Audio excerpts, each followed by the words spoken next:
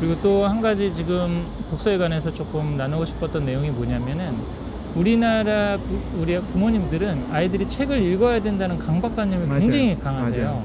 근데 제가 최근에 사실 고용훈 작가라고 우리 인공지능과 미래인문학이라고 하는 그 책을 쓰신 그 작가님의 어떤 책에서 강연에서 굉장히 큰 인사이트를 읽었는데 그분이 이런 말씀 하시더라고요. 아이들의 두뇌가 두 종류가 있다. 하나는 사색형 두뇌가 있고 행동형 두뇌가 있다는 거예요. 근데 사색형 두뇌는 그걸 알아볼 수 있는 가장 좋은 방법은 아이들이 노는 걸 보면 안 돼요. 놀 때 그냥 혼자 장난감 갖고 놀거나 책을 뭐 이렇게 어린 아이인데도 도서관 같은 데 혼자서 이렇게 약간 구석에 앉아서 뭔가 꼼지락꼼지락 하면서 노는 아이들이 있잖아요. 이런 아이들이 이제 사색형 두뇌일 가능성이 많고 행동형 아이들은 친구들하고 같이 논다든지 그 좁은 공간을 견디지 못하는 거예요. 밖에 나돌아다니고 막 이렇게 되는데 이 아주 인상적인 말씀을 하셨는데 무슨 얘기를 하셨냐면 행동형 두뇌인 아이들은 한 10대 후반이나 20대가 되기 전까지는 텍스트가 눈에 들어오지 않는데요. 가만히 앉아서 이거를 보는 그 인지 능력이 그 밭가리가 그렇게 잘 쉽게 되지 않는 거예요. 그럼 이런 학생들이 근데 나중에 책을 보게 되는 경우가 어떻게 있냐면 사회적인 경험을 많이 하거나 실제적인 어떤 경험을 많이 했을 때 그러니까 책이 안 읽히는 이유는 배경 지식, 어휘가 부족하거나 배경 지식이 없어서 그러거든요. 사전이 그렇죠. 아까 그 좀비 얘기도 마찬가지거든요. 이 친구가 좀비 책을 읽을 수 있었던 거는 좀비 영화를 많이 보고 좀비에 대한 관심이 많고 사전 배경 지식이 많기 때문에 그거에 대한 또 보캐블러리도 가지고 있어. 배경 지식도 갖고 있으니까 책이 쭉 읽히는 거예요. 근데 우리도 지금 어떤 그 뭐 문과 학생이 인공지능에 대한 그 책을 읽어본다고 생각해요. 인공지능 용어도 모르고 그다음에 전체적인 배경 지식도 없고 그러면 아무리 명문대를 나오고 대단한 독서광이라고 그래도 그렇죠. 그걸 한 페이지를 읽는데 몇 시간이 걸릴 거예요. 이게 도대체 무슨 그리고 이해를 하고 그걸 패러프레이즈를 해가지고 내 언어로 바꿔보라고 그러면 논술을 그걸 써보라고 그러면 이게 한 시간 갖고 감당이 안 되는 분량이에요. 아무리 독서를 많이 하는 사람이라도 이런 원리라고 할 수 있거든요.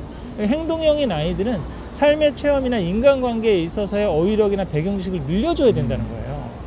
그런 다음에 책이 지어지면 그래서 어떤 이런 부분이 이제 이론적으로 그렇게 나왔는데 저희가 아는 지인 중에서 굉장히 자수성가해서 성공하신 분이 있는데 이분은 고등학교 때까지는 거의 그냥 수업 시간에 누워 계셨죠. 잠자고 있고 책을 안 보던 분이었어요, 거의. 근데 사회에 나와서 사회생활하고 이런저런 일을 겪어보시고 그러면서 책이 이제 들어오기 시작한 거죠. 본인이 다른 사업도 하시고 뭘 하고 그러면서 인간관계라든지 아니면 사람의 심리를 파악하는데 이러이러한 게 필요하고 그러는데 그런 부분을 얘기하는 이런 책이 있다. 근데 내가 읽어보니까 지난번에 만났던 사람이 바로 이런 사람이었구나. 설득의 심리학 같은 거에서 내가 거래 같은 걸 하고 그랬는데 이런 식으로 이제 대조효과로 이건 난 본능적으로 알았던 건데 심리학은 이렇게 설명을 하고 있구나라는 게 들어오니까 책이 쑥쑥 읽히는 거죠. 이런 어떤 분들은 이렇게 책이 20대 30대부터 읽히는 사람들이 있다는 거예요. 그리고 또 하나 착각을 해야 되는 게 착각을 많이 하는 게 책 많이 읽는다고 성공하는 게 아닙니다. 사회에 나와서 사실은 어떤 측면 그러니까 이런 질문을 얘기할 수 있죠. 어렸을 때 책 많이 읽었다고 사회생활을 잘하거나 성공하는 게 아니에요. 그 책을 얼마만큼 자기 걸로 소화하고 맞아요. 그걸 또 실천할 수 있느냐가 사실은 더 중요한 거지 책의 단순한 양이 문제가 아니라는 거죠, 사실은. 그거는 제가 우리 학원 하면서도 제가 그런 걸 좀 느꼈어요. 제가 우리 학원에 굉장히 성공적으로 하신 경영을 하시는 분인데 이분은 한 달에 책을 한 권도 안 읽어요. 근데 굉장히 우리 같이 학원에 계셨던 그 어떤 선생님이 있는데 이분은 한 달에 거의 책을 한 30-40권을 읽으시거든요. 근데 두 분의 삶이 너무 달라요.